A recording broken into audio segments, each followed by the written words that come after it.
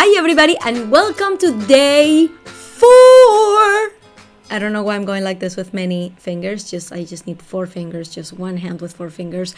If you are listening to this on the podcast, you know you should be, or you could be watching this on video by going to inacoveney.com/CT and then the episode number. This is episode number 23. So it's inacoveney.com/CT23 and you'll be able to see my face through the entire episode.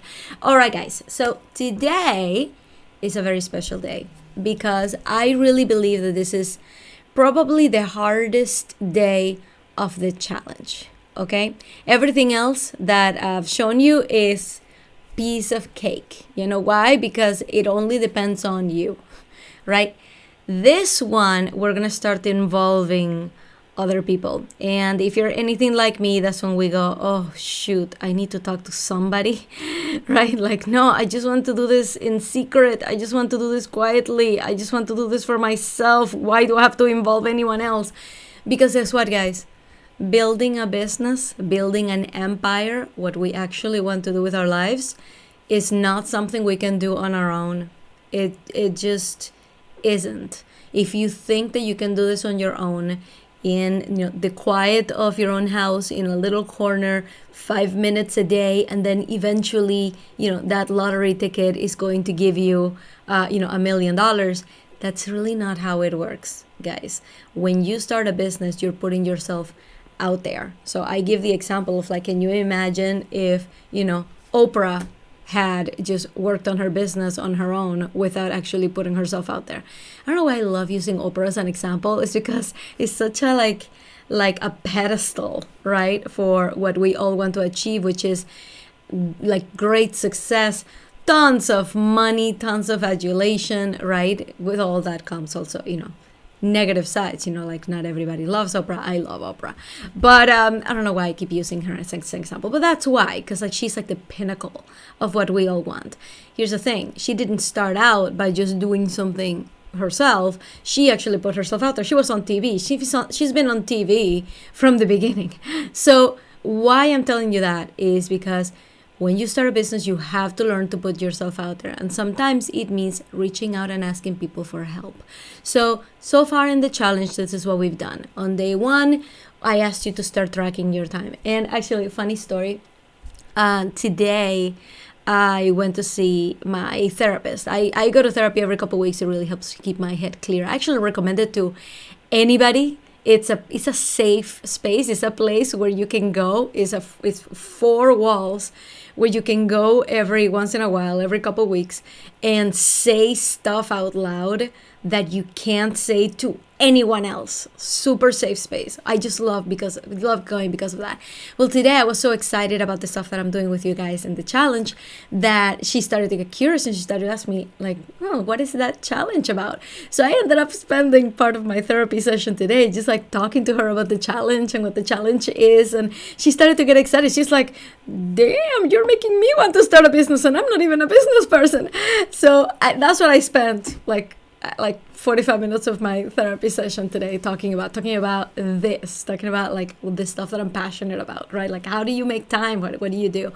And when I told her about the time tracking one, she was like, your people are going to be very overwhelmed. Like, are you sure? Like, you're not getting people to drop out on the first day because the first task was so overwhelming? I'm like, no, people signed up for a reason, right? So tracking your time is such an elementary thing to do.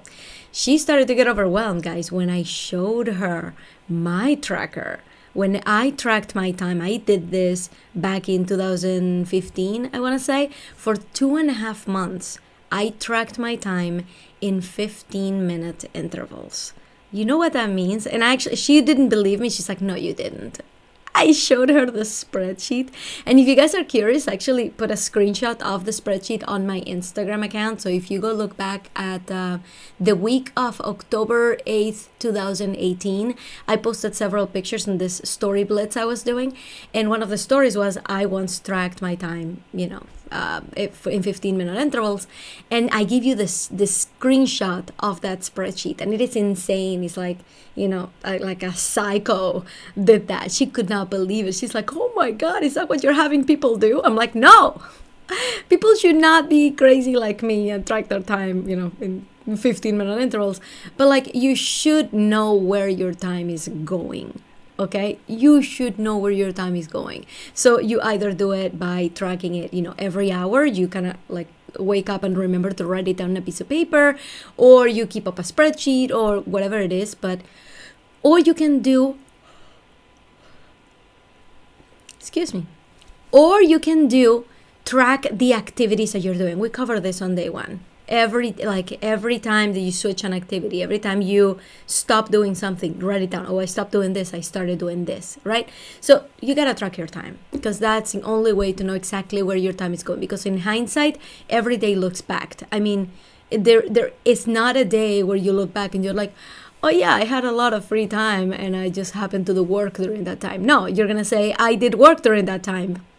It was clearly not free time. So that's why you track your time. So you can on the spot identify the pockets of time and how you chose to use them when you had them. So we tracked our time on day one. You should still be doing it. On day two, we talked about what would you do if you had time, because after this challenge, you're going to have all of this free time and you're like, okay, what are you going to do with it? It's got to be something meaningful, something that advances your goals. So that's what we decided on day two. On day three, we talked about, okay, what about those periods of time where your brain is not actively doing something, but your hands are? So you literally can't book yourself to do something else, but you could be learning or being inspired by others. And that's like when you're doing dishes, when you're taking a shower, when you're commuting, that kind of thing. So like, you need to be aware of those pockets of time and be ready with podcasts to listen to, with audiobooks to listen to, with YouTube videos to watch, so that you're always feeding your mind. And day number 4 today is about asking for help. I'm going to tell you where this came from. Why is this even a part of the time challenge? Back in, I want to say maybe 3 to 4 years ago, I thought, because I have a technical background, guys, like when you hear me talk about code and websites, all that stuff, I have a technical background. I have a computer science degree. I also have my master's in business, but it's all rooted on computer science.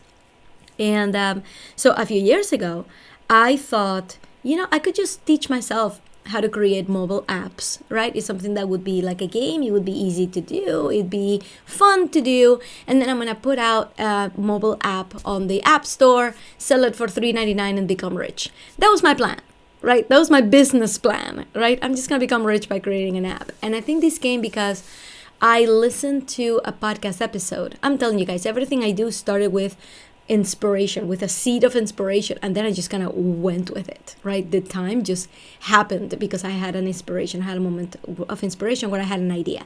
And I listened to a podcast of somebody who created, I think this was on NPR, and this guy created an app where you could read the Bible on the app. Now, as we know, we have a very large a Christian population in the United States, and having an app where you can check quotes and read the Bible, it's something that a lot of people would use. So he created an app. He looked at other Bible apps and he's like, oh, I can do better than this. So he posted, he just created an app with all the text of the Bible, which he just licensed from somewhere else. He didn't have to sit down and type it. And and he created that app and it blew up. It made him millions of dollars. So I'm like, I could do that. That sounds easy, right? So I decided I needed to do this. But here's the thing. That's when I run into this problem of, I can't just do this 5 minutes a day. I'm going to need chunks of time where I'm only working on learning, on teaching myself how to create mobile apps. So I'm going to need bigger chunks of time. And at the time I had one kid, one husband, one full-time job, I was a busy person. So what I ended up doing was I went to my husband, and this is where the asking for help part comes in. I went to my husband and I said, hey, honey, is it okay? And I'm here like apologetic, right? Like mom guilt, right? Is it okay if on Tuesdays after work, I just go straight from work to the library and I stay there until the library closes at 9 o'clock, and then I come home? So that day you would pick up our son from school, give him dinner, shower him, whatever needs to happen, and put him down to sleep. Is that okay? And I'm like, can I please do this? Super like, can I please? Asking for permission. And he said, sure. sure. I mean, he was completely aware that I do that every single day, right? So he's like, sure, you want that night to yourself, just take it. That's all right. I didn't know it was going to be that easy. I'm here with all my mom guilt, with all my wife guilt, right? Every time that I go out and I tell my mother that I'm out with my friends, she's like, well, why aren't you at home taking care of your husband and child, right? Like, it's all this like guilt that is bombarding us from every angle, right? No, I should be home and making dinner for my husband. It's already bad enough that I don't have dinner ready every single night. Come on, like, what year is this, right? Like, I'm gonna tell you right now, I'm not, like, cooking is not one of those things that brings me joy. To me, joy of cooking is an oxymoron. It's not something that brings me happiness. It's not something that I enjoy doing, and you're not gonna find me having a great time in the kitchen. It's not what I do. So, making dinner at night is always a chore. The worst words in the English language are "what's for dinner?" Oh my God, I can't take that question. I can't with that question. So anyway, I have all of that guilt, like I'm not a good wife because I'm not making dinner. And at the same time, my husband, who's progressive enough, he's not expecting me to be, Ina Joy of Cooking from 1946, right? Like, he's expecting me to be like, the Ina he married. He knows who I am. So having a night off, it was like not a big deal for him, and he was happy to support me in whatever I wanted to do.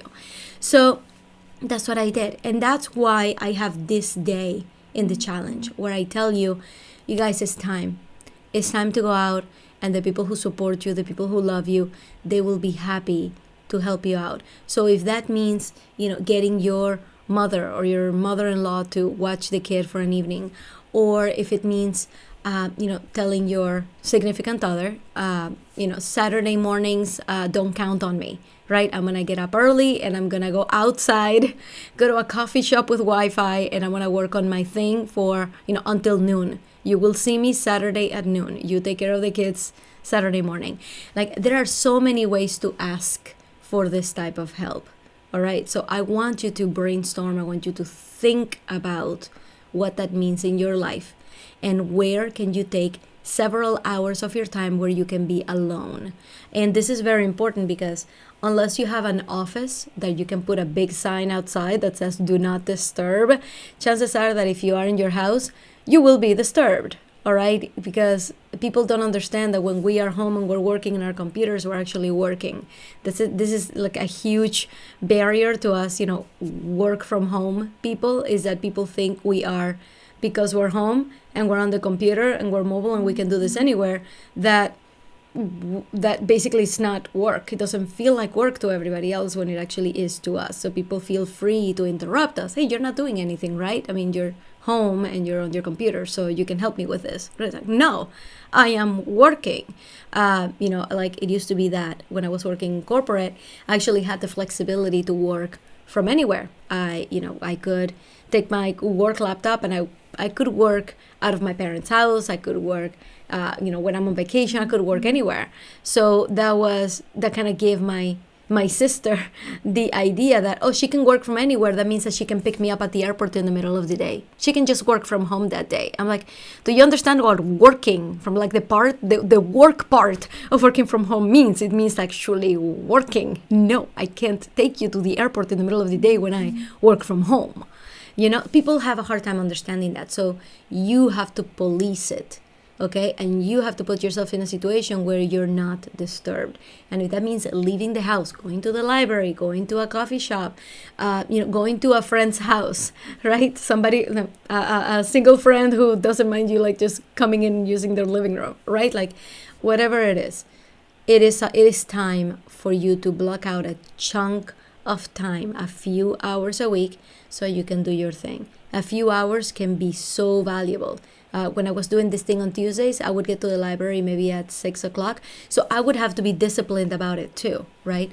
And this is a part where I tell you, because I think it's so important for you guys to know that what I'm describing here sounds very nice, but it is actually very hard to keep up, okay? Because remember that you're holding yourself accountable for things. So this is part where I tell you, have you ever thought of having a coach? Yeah, and here is where you say like, okay, here you go, Ina, trying to sell me something. I'm like, yes, I am here trying to tell you that when you have somebody that's keeping you accountable and giving you the framework and giving you the next steps, that is the recipe for progress, for actually making progress in your business and in your dreams, rather than you doing it yourself. You know what happened with my mobile app?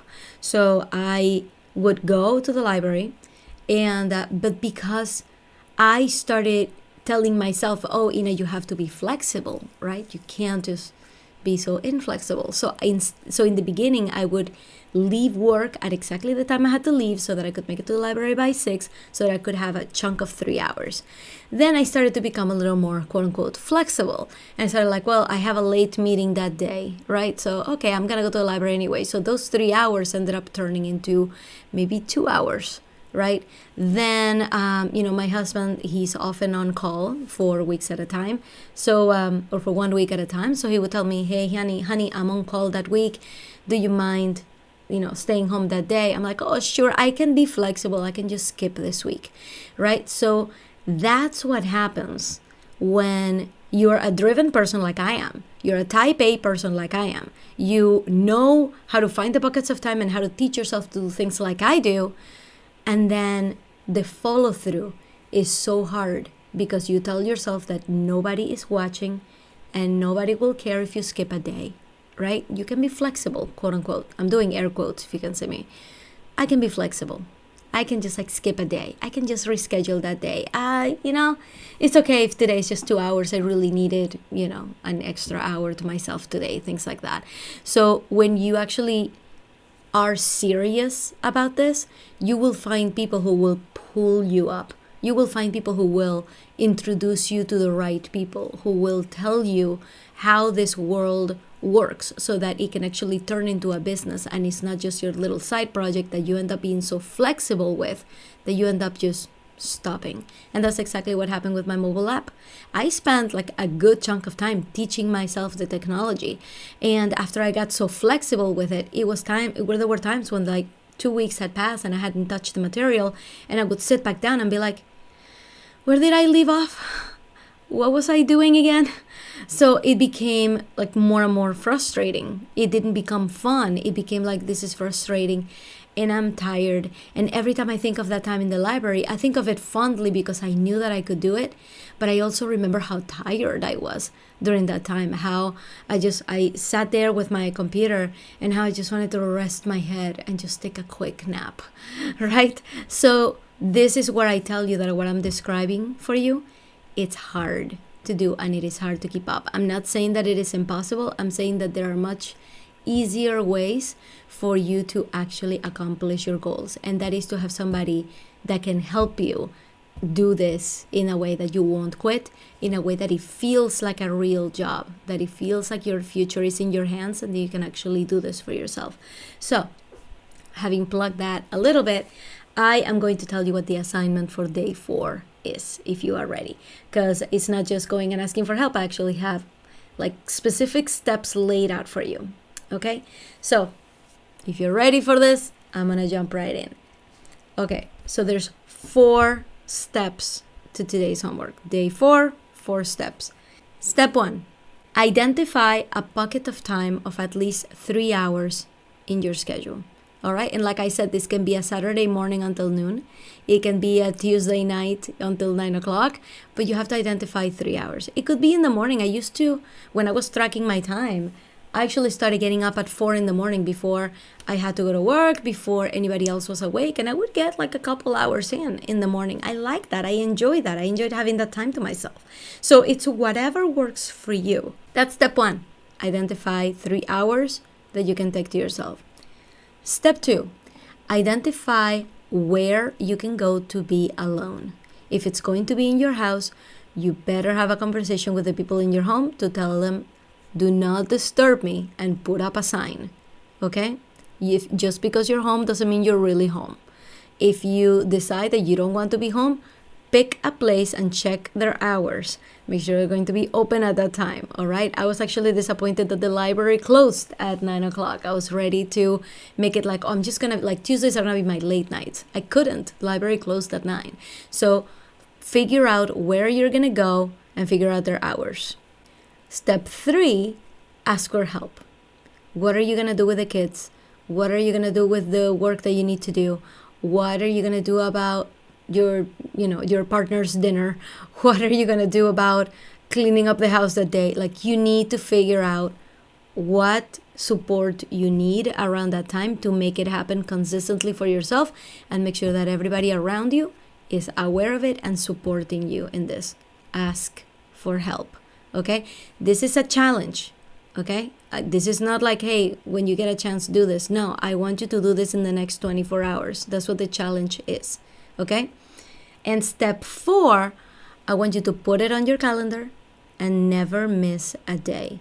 This is so important, guys. And this is why I keep telling you, my business was not a business until I got myself a coach, because that's when I knew that things were going to move, and things were going to move fast, and things were going to be efficient.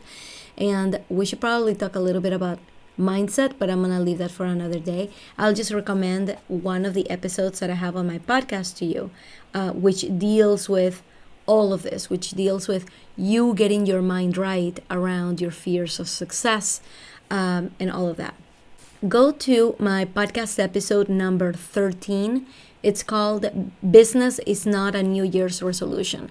And that's going to help you get your mind around how your business is not something that you do for 5 minutes a day or for 1 hour a week. Your business is something that, if you really want it to flourish, is something you have to stick with and actually do it and take it seriously. So I would really encourage you to jump to that episode. It's actually episode number 13 in the podcast, Corporate Trailblazers podcast. All right.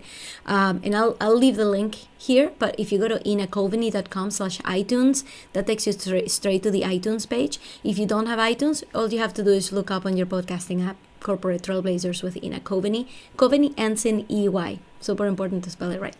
Okay. So that's kind of where I leave you with the assignment. Okay. To recap, identify 3 hours of time that you can spend doing your thing. Identify where you're going to do this. Ask for help and support to make sure that it does happen. And number 4, put it on your calendar and never miss a day. I should put, step 5, get a coach, just because that's what's going to make your business flourish. But I would really encourage you to listen to that podcast episode, because it's going to get your mind right about it. So next step, after you do all these things, these 4 steps, I want you to go to the Facebook group, inacoveney.com/Facebook, all right? And I want you to give me a hashtag time, and tell me that you're doing this challenge. And this is for the people who are not doing it like right now, real time. I want you to go tell me you're doing this challenge, you're in step 4, and that you did these 4 things, okay? So everybody watching right now, you gotta do this. You have 24 hours to make this happen, okay? So that's basically what I had for you. This was sweet. Like, I got to squeeze in a few stories. I actually really enjoyed this episode. Okay, I got a message here from Mirellana. Not tracking every day. Oops, scrolled. Not tracking every day, but already changed a little bit of my behavior. That's great. That's what this whole thing is about.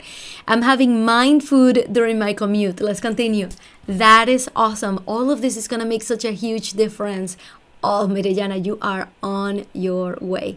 That's amazing. Very cool. All right, guys. So I'm going to leave you with that. I hope you have a wonderful rest of your evening, and come back tomorrow for the final day. Day 5 is when we put all of it together and create your new awareness around your schedule. All right. I can't wait. Day 5. It's going to be amazing. Okay. That's it. I don't know why my voice went so high over there. Okay, everybody. Thank you so much for watching. Thanks so much for listening. And I will see you on the next one. Bye.